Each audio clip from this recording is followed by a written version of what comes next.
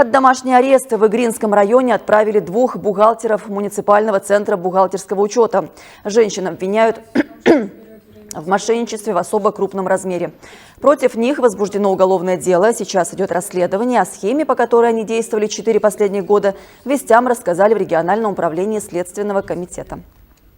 Одна из фигуранток, ранее занимавшая должность бухгалтера в Центре бухгалтерского учета Игринского района, предложила своей знакомой незаконно получать компенсации расходов на оплату жилищно-коммунальных услуг, предназначенные для педагогических работников, на что та права не имела.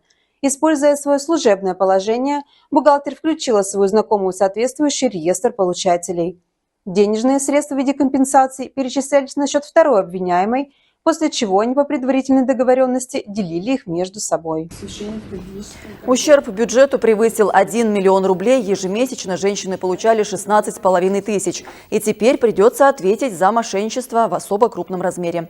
Следователи изъяли документацию, допросили свидетелей и фигуранток. Свою вину они признали и ближайшие 2 месяца проведут под домашним